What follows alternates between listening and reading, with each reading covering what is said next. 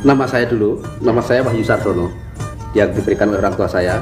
Wahyu itu artinya nama Tuhan, Sar itu saya lahir di bulan Jawa Besar, Dono itu pemberian. Jadi pemberian yang paling besar itu adalah nama Tuhan, yaitu saya ini. Yaitu saya lahir tanggal 30 September tahun 51 di kota Solo. Bapak saya seorang polisi, pangkatnya Letkol, artinya Letnan Kolot. Dari dulu Letnan, dulu nggak naik-naik, tapi nggak jadi soal bagi saya. Toh dia bisa membesarkan saya dan saudara-saudara saya.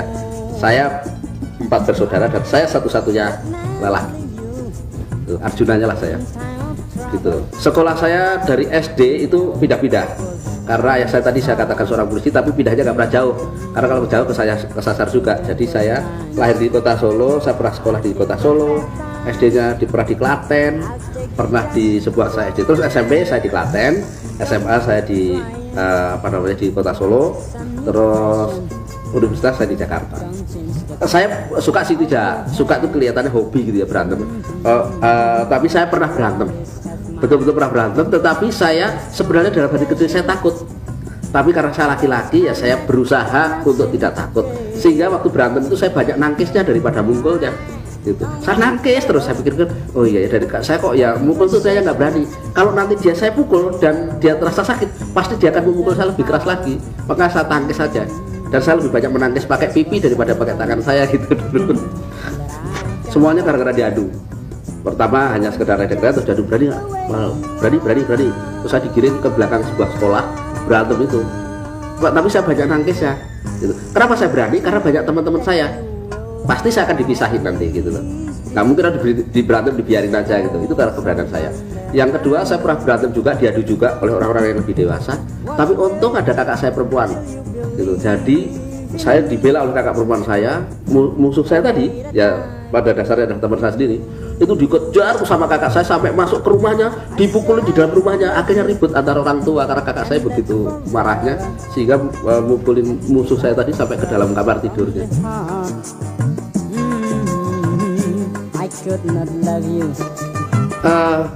Yang paling mengesankan di waktu saya kecil dulu barangkali banyak, tapi saya ada sesuatu yang mengesankan. Saya itu suka nonton wayang kulit dulu, yaitu diantar ayah saya sore gitu karena malam kan. Nanti ayah saya pulang, saya masih tetap menungguin wayang kulit itu sampai siang hari, sampai pagi hari, supaya saya bisa pulang, karena kalau pulang malam takut. Nah pada saat saya pulang pagi, karena tempat wayangnya itu nyebrang kali, saya pernah begitu saya nyebrang itu ada datang air bah itu. Saya pertama kali hanyut di situ. Saya betul-betul di ujung air bah itu. Saya betul-betul terguling-guling dan jauh sekali. Akhirnya saya bisa kebetulan bisa ke pinggir gitu. Saya bisa selamat gitu. Tapi itu mengesankan sekali karena saya nggak menduga bahwa air yang besar membawa badan saya kurus. Waktu itu saya kurus sekali, walaupun saya sekarang tidak begitu gemuk. Jadi itu yang paling mengesankan. Saya pernah hanyut di sebuah kali. Cita-cita dari kecil saya tidak jadi pelawak ya. Tapi saya pengen jadi dokter waktu itu. Karena saya pengen jadi dokter, cuman upayanya nggak ada. Cita-cita banyak, upaya nggak ada. Karena saya masuk sekolah itu SOS. Padahal saya adalah laki-laki satu-satunya dalam keluarga. Saya satu-satu yang masuk SOS. Kakak saya dan adik saya semua di Paspal yang memungkinkan mereka masuk ke kedokteran dibandingkan saya. Jadi saya cuman apa ada dokter jurusan SOS gitu ya. Ternyata nggak ada kayaknya. Saya mau usul pada pemerintah ternyata waktu itu, tapi kan ya tidak sanggup gitu untuk usul. Itulah cita-cita pengen jadi dokter, upaya nggak ada. Ya salah gitu. Namanya juga cita-cita. Orang Indonesia pada saya mulus-mulus saja. Saya tidak pernah mabuk-mabukan. Terus terang aja saya nggak mengenal itu. Bukan saya sok-sokan, tapi memang rasanya pahit. Saya merokok pun tidak. Oleh karena juga saya tidak bisa menikmati. Sampai sekarang saya juga tidak merokok. Masa remaja, tapi saya pernah punya pengalaman merokok dan itu yang membuat saya sial. Pada suatu saat saya pulang sekolah, saya naik sepeda. Masa remaja saya kalau sekolah naik sepeda cukup jauh. Lah saya merokok. Pada suatu saat saya merokok begitu, api yang kecil ini saya pegangan naik sepeda. Api yang kecil ini tadi membersihkan api rokok itu. Akhirnya saya sepeda masuk ke selokan. Artinya saya basah kuyup gitu. Tapi rokoknya ya kok ya bentar kok ya masih utuh di luar gitu. Saya suruh rokok lagi, kok ya nggak mungkin gitu. Karena kalau saya rokok lagi nanti pasti saya akan kejebur di sungai yang lebih besar lagi gitu. Itu pengalaman saya di masa remaja saya. Tapi saya waktu remaja yang paling mengesankan, saya bercita-cita menjadi wartawan. Berubah. Waktu jadi dokter terus jadi wartawan. Tapi semua saya upayakan. Yaitu saya sudah mulai menggambar karikatur. Itu saya di kelas 2 SMA di sebuah media daerah namanya Andika. Itu saya gambar karikatur situ, diterima dan saya bangga sekali. Saya tunjukkan kepada teman-teman saya dan itu adalah sebuah pancingan untuk menaksir lawan jenis saya. Kok lawan jenis saya? Ya lawan jenis lah, lawan jenis saya. Saya jatuh cinta barangkali mulai SMA. Saya melihat ada seorang gadis yang kayaknya menurut pandangan saya cakep. Tapi saya mendekatinya, saya tidak pernah mampu mengucapkan kata-kata karena memang deg-degan. Lewat di rumahnya aja sudah senangnya bukan main.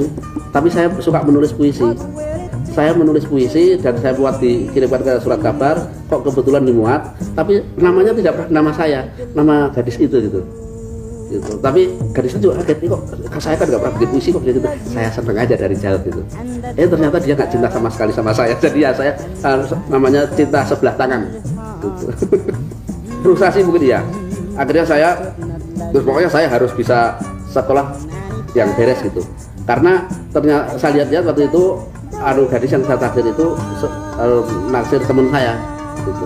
Saya harus bisa sekolah lebih tinggi gitu. Hanya itu aja pikiran saya waktu itu.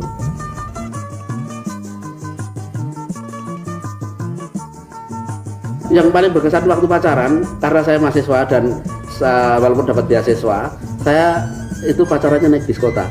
Saya pernah naik bis kota dari lapangan Banteng menuju Blok M ke kota, akhirnya saya muter sampai Tangerang itu hanya ngobrol di atas bis kota. Sampai pulang turun di Taman Suropati situ, jalan kaki ke rumah. Itu sehari Bu, betul-betul sehari. Saya mulai pacaran setelah mahasiswa, yaitu yang sekarang menjadi ibu anak-anak saya. Itu sudah tingkat berapa ya? Tingkat 4. Jadi sudah cukup dewasa, cukup matang walaupun deg-degannya sama gitu. Deg-degannya sama sekali. Waduh, bukan main itu rasanya. Kalau disebut nama daerahnya aja saya udah deg-degan gitu. Apalagi lihat orangnya gitu. Sekarang nggak deg-degan lagi. Kalau saya deg-degan terus lalu ngeri namanya. Ya deg-degan kalau misalnya sudah tanggal muda kok saya belum setor pada istri saya, itu deg-degan.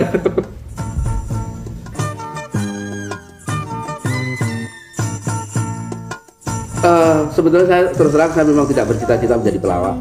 Cita-cita tadi saya waktu dari remaja sampai menjadi pelawak, ingin jadi wartawan.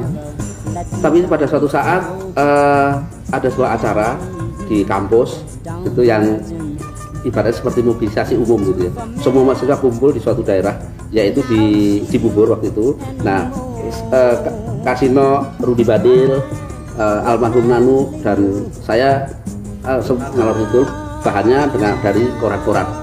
Akhirnya ditulis oleh sebuah majalah remaja. Saya menulis kalau salah wawancara saya atau Bersleo, sekarang saya kenal, dulu nggak kenal.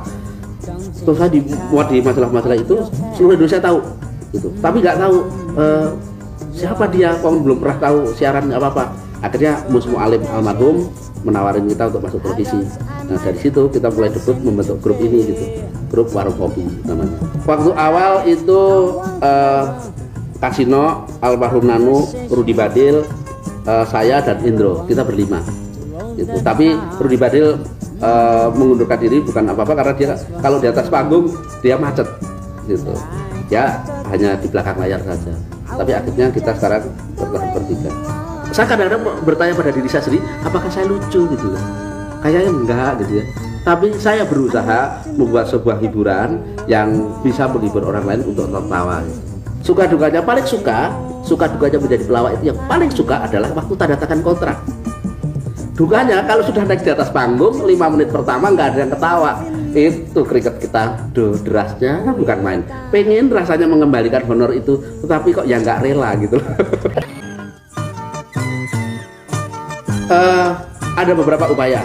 Biasanya yang humor-humor lebih serius, humor politik itu orang pasti ada tergelitik, dan humor yang sedikit porno itu adalah upaya-upaya untuk membebaskan diri dari kemacetan itu. Asal semua persyaratan dipenuhi, artinya sound system besar.